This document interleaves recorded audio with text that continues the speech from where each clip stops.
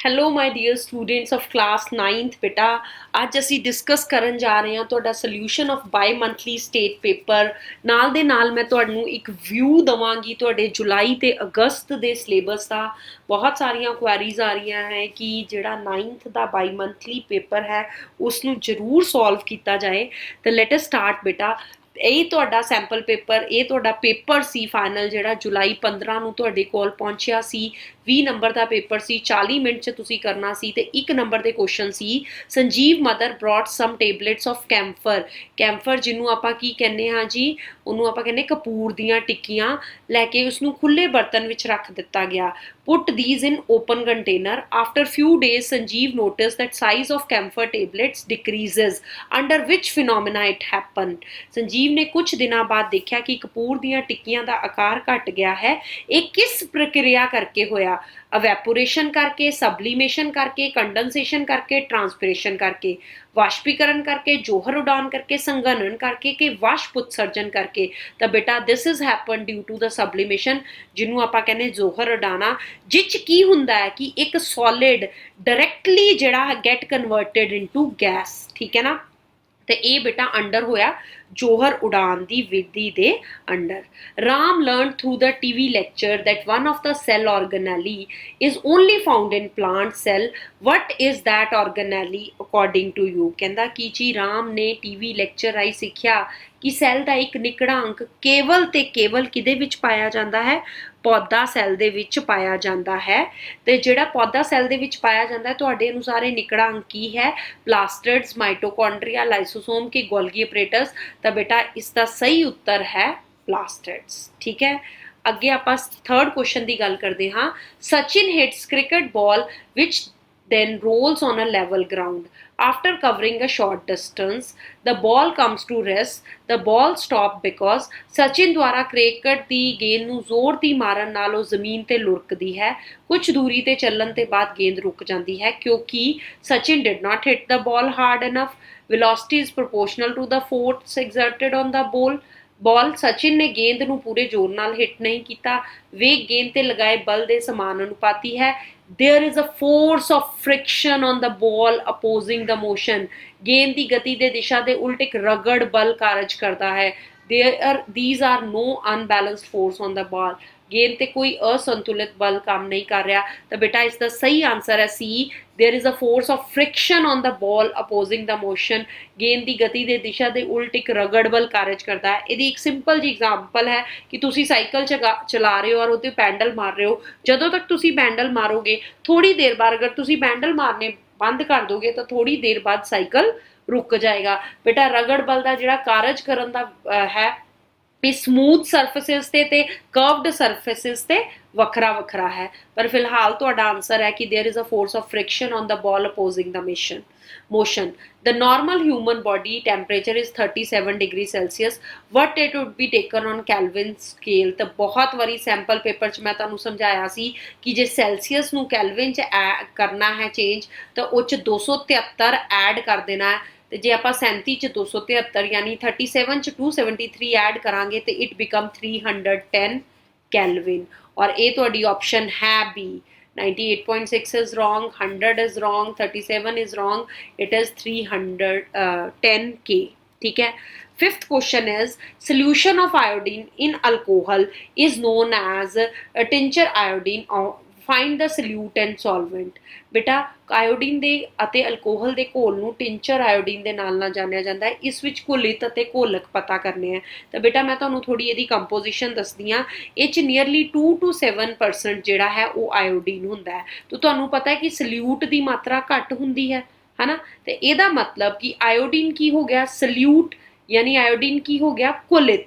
ਤੇ ਜਿਹੜਾ ਅਲਕੋਹਲ ਹੈ ਉਹ ਕੀ ਹੋ ਗਿਆ? Solvent. That is alcohol is ਘੋਲਕ। ਬੇਟਾ ਬੇਸਿਕਲੀ ਇਹ ਜਿਹੜਾ ਟਿੰਚਰ ਹੈ ਇਟ ਇਜ਼ ਇਥੋਨਲ ਤੇ ਜਿਹੜਾ ਹੈ ਇਹ 'ਚ ਆਇਓਡੀਨ ਦਾ ਜਿਹੜਾ ਮਿਕਸਚਰ ਹੈ ਇਹਨੂੰ ਆਪਾਂ ਐਜ਼ ਅ ਯੂਜ਼ ਕਰਦੇ ਹਾਂ ਐਂਟੀਸੈਪਟਿਕ ਲਈ। ਜਿੱਦਾਂ ਕਿਤੇ ਚੋਟ ਲੱਗ ਜਾਏ ਤਾਂ ਆਪਾਂ ਉਹਦੇ ਉੱਤੇ ਲਾਉਣ ਲਈ ਇਹਨੂੰ ਯੂਜ਼ ਕਰਦੇ ਹਾਂ।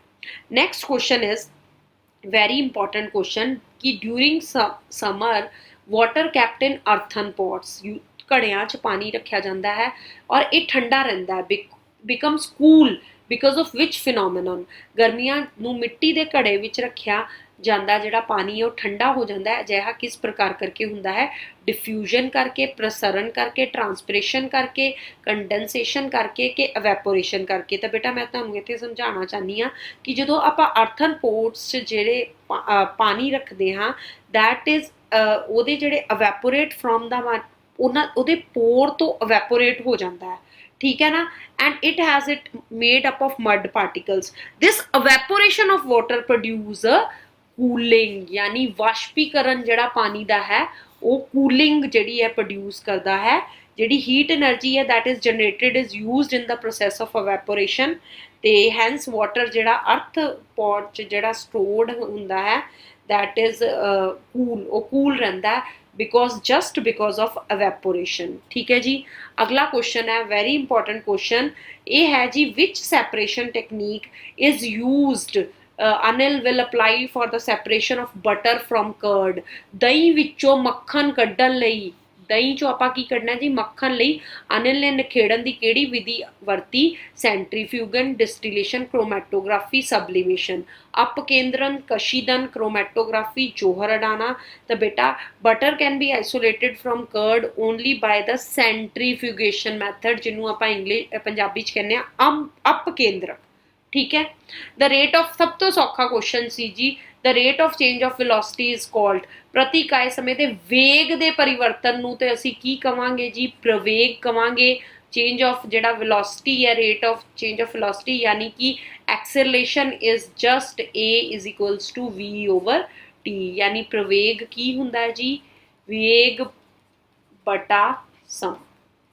ठीक है प्यारे विद्यार्थियों ये तुहाडे जिहड़े है एक नंबर के क्वेश्चन सी और जिहड़े कि बहुत ही इंपॉर्टेंट सी जिन्हां बारे असी गल कीती है हुण तुहाडे 2 नंबर के क्वेश्चन इस पेपर च किहड़े आए हैं तो पहला तुहाडा जी 2 नंबर का एक न्यूमेरिकल आया है a motor boat starting from the rest on the lakes accelerate in a straight line at a constant rate 3 meter per second square for 8 seconds how far does the boat travel during this time ਇੱਕ motor boat ਹੈ ਇੱਕ ਝੀਲ ਦੇ ਵਿੱਚ ਵਿਰਾਮ ਅਵਸਥਾ ਵਿੱਚ ਤੁਹਾਨੂੰ ਦਿੱਤੀ ਹੈ ਤਾਂ ਬੇਟਾ ਵਿਰਾਮ ਅਵਸਥਾ ਵਿੱਚ ਦਿੱਤੀ ਹੈ ਤਾਂ ਇਨੀਸ਼ੀਅਲ ਵੈਲੋਸਿਟੀ ਯਾਨੀ ਸਾਡਾ u0 ਦਿੱਤਾ ਹੈ ਸਿੱਧੀ ਰੇਖਾ ਵਿੱਚ ਗਤੀ ਕਰਦਿਆਂ 3 ਮੀਟਰ ਪਰ ਸੈਕਿੰਡ ਸਕੁਅਰ ਸਾਡੀ ਐਕਸੀਲੇਸ਼ਨ ਯਾਨੀ ਸਾਡਾ ਪ੍ਰਵੇਗ 3 ਮੀਟਰ ਪਰ ਸੈਕਿੰਡ ਸਕੁਅਰ ਦਿੱਤਾ ਹੈ ਤੇ ਪ੍ਰਵੇਗ ਦਿੱਤਾ ਜੀ ਤੇ ਟਾਈਮ ਤੁਹਾਨੂੰ ਦਿੱਤਾ ਜੀ 8 ਸੈਕਿੰਡ ਜਦੋਂ ਮੈਂ ਤੁਹਾਨੂੰ ਸੈਂਪਲ ਪੇਪਰ ਵੀ ਕਰਵਾਏ ਸੀ ਤਾਂ ਮੈਂ ਤੁਹਾਨੂੰ ਕਿਹਾ ਸੀ ਕਿ 3 ਫਾਰਮੂਲੇ ਤੁਸੀਂ ਯਾਦ ਰੱਖਣੇ ਹੈ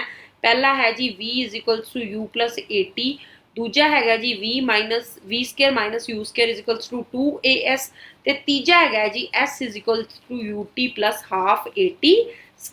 ਹੁਣ ਤੁਸੀਂ ਕੱਢਣਾ ਕੀ ਹੈ ਇਸ ਸਮੇਂ ਅੰਤਰਾਲ ਵਿੱਚ ਬੋਟ ਕਿੰਨੀ ਦੂਰੀ ਤੈਅ ਕਰਦੀ ਹੈ ਡਿਸਟੈਂਸ ਕੱਢਣਾ ਹੈ यानी तुसी S कढ़ना है तो बेटा मैनू लगता है कि तीजा फॉर्मूला जिहड़ा वो यूज हो जाएगा S = ut + ½ at²।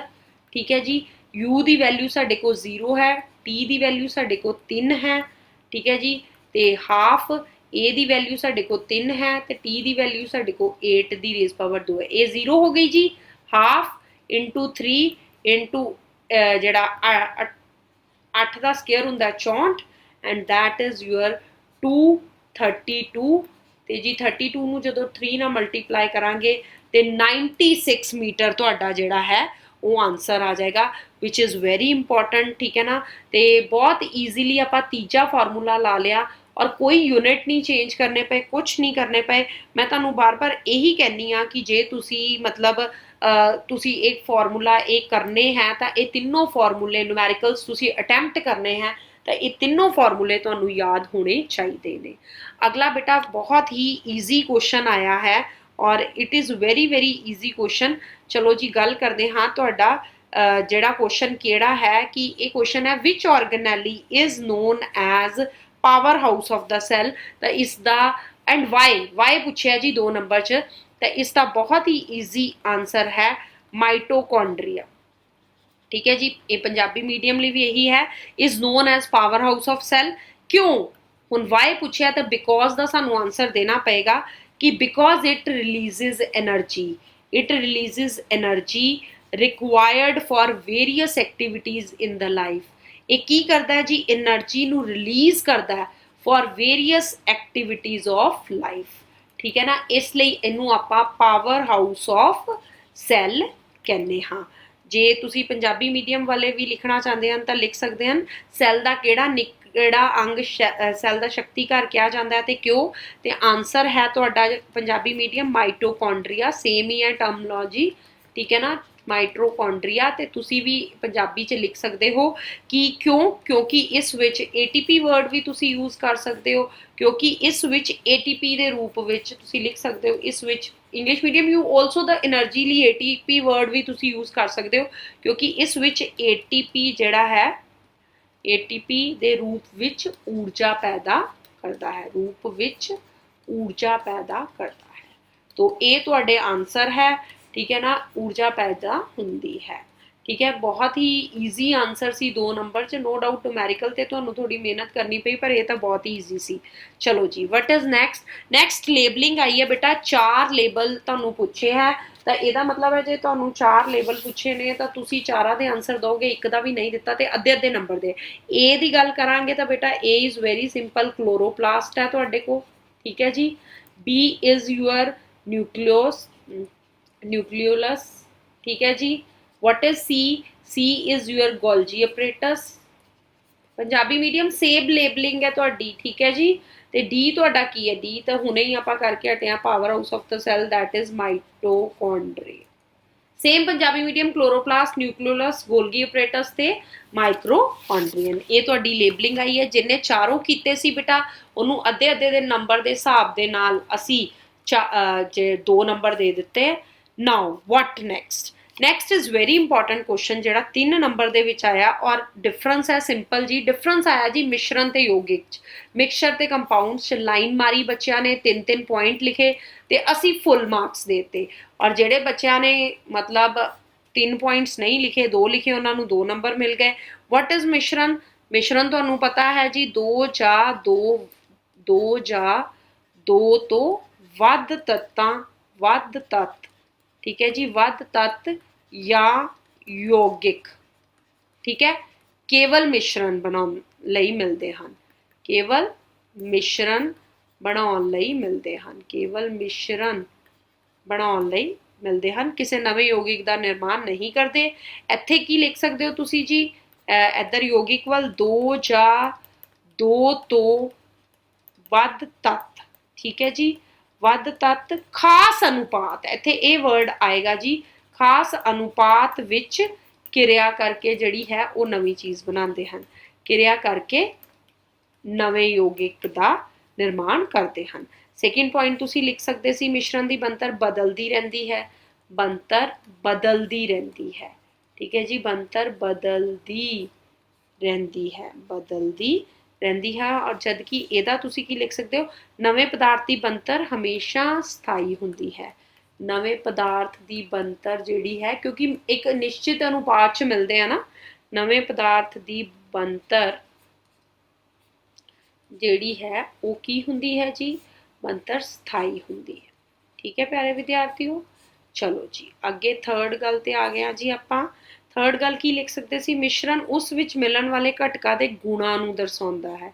ਗੁਣਾਂ ਨੂੰ ਕੀ ਕਰਦਾ ਹੈ ਜੀ, ਦਰਸਾਉਂਦਾ ਹੈ, ਗੁਣਾਂ ਨੂੰ ਦਰਸਾਉਂਦਾ ਹੈ। ਜਦ ਕਿ ਜੇ ਮੈਂ ਗੱਲ ਕਰਾਂ ਤੁਹਾਡੇ ਯੌਗਿਕ ਦੀ ਤਾਂ ਇਹ ਕੀ ਹੁੰਦਾ ਜੀ, ਨਵੇਂ ਬਣੇ ਪਦਾਰਥ ਦੇ ਗੁਣ ਪੂਰੀ ਤਰ੍ਹਾਂ ਅਲੱਗ ਹੁੰਦੇ ਹਨ, ਪੂਰੀ ਤਰ੍ਹਾਂ ਅਲੱਗ ਹੁੰਦੇ ਹਨ, ਪੂਰੀ ਤਰ੍ਹਾਂ ਅਲੱਗ। ਕੀ ਅਲੱਗ ਜੀ, ਪੂਰੀ ਤਰ੍ਹਾਂ ਅਲੱਗ ਕੀ ਹੁੰਦੇ ਨੇ, ਗੁਣ ਅਲੱਗ ਹੁੰਦੇ ਨੇ, ਪੂਰੀ ਤਰ੍ਹਾਂ ਗੁਣ ਅਲੱਗ ਹੁੰਦੇ ਨੇ। ਸੇਮ ਇੰਗਲਿਸ਼ ਮੀਡੀਅਮ ਤੁਹਾਡੇ ਲਈ ਮੈਂ ਇੱਕ ਵਾਰੀ ਜਸਟ ਇੱਕ ਰੀਡ ਆਊਟ ਕਰ ਦਿੰਦੀ ਹਾਂ ਕਿ ਮਿਕਸਚਰ ਕੀ ਹੁੰਦੇ ਆ, ਐਲੀਮੈਂਟਸ ਔਰ compound just mix together to form a mixture ਔਰ ਨੋ ਨਿਊ ਕੰਪਾਊਂਡ ਇਜ਼ ਫॉर्म्ड।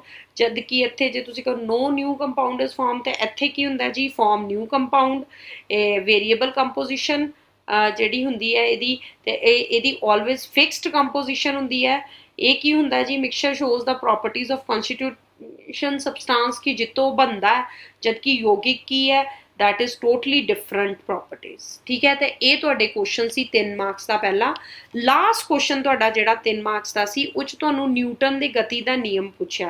बेटा असी पहला ते तीजा जिहड़ा सीगा ना न्यूटन दा ਉਹ ਨਿਯਮ ਅਸੀਂ ਸੈਂਪਲ ਪੇਪਰ 'ਚ ਡਿਸਕਸ ਕੀਤਾ ਸੀ। ਇਹਨਾਂ ਨੇ ਇੱਥੇ ਕੀ ਪੁੱਛ ਲਿਆ, ਨਿਊਟਨ ਦਾ ਸੈਕਿੰਡ ਲਾਅ ਤੇ law of conservation of momentum, ਪਰ ਮੈਂ ਤੁਹਾਨੂੰ ਸੈਂਪਲ ਪੇਪਰ 'ਚ ਲਾਅ ਆਫ ਸੈਕਿੰਡ ਵੀ ਕਰਵਾ ਦਿੱਤਾ ਸੀ ਨਿਊਟਨ ਦਾ, ਕਿ ਮੈਂ ਤੁਹਾਨੂੰ ਕਿਹਾ ਸੀ ਕਿ ਇਹਦਾ ਵੀ ਚਾਂਸ ਹੈ ਆਉਣ ਦਾ। ਤੇ ਸਿੰਪਲ ਜਿਹੜਾ ਨਿਊਟਨ ਦਾ ਸੈਕਿੰਡ ਲਾਅ ਹੈ, ਇਹਦੀ ਡੈਫੀਨੇਸ਼ਨ ਜੇ ਮੈਂ ਕਹਾਂ ਨਿਊਟਨ ਦੇ ਗਤੀ ਦੇ ਨਿਯਮ ਦੀ, ਤੇ F ਇਜ਼ ਟੂ ma ਹੈ।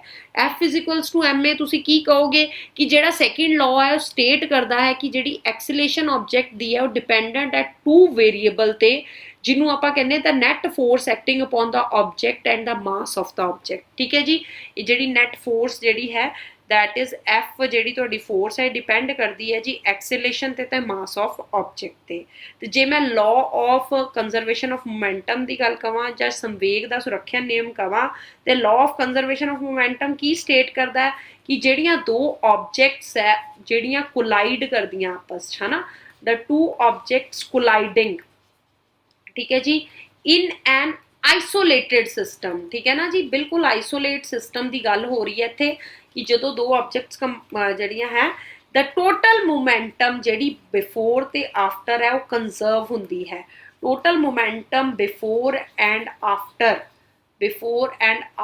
Collision, before and after collision जिहड़ी है वो की हुंदी है जी इज इक्वल।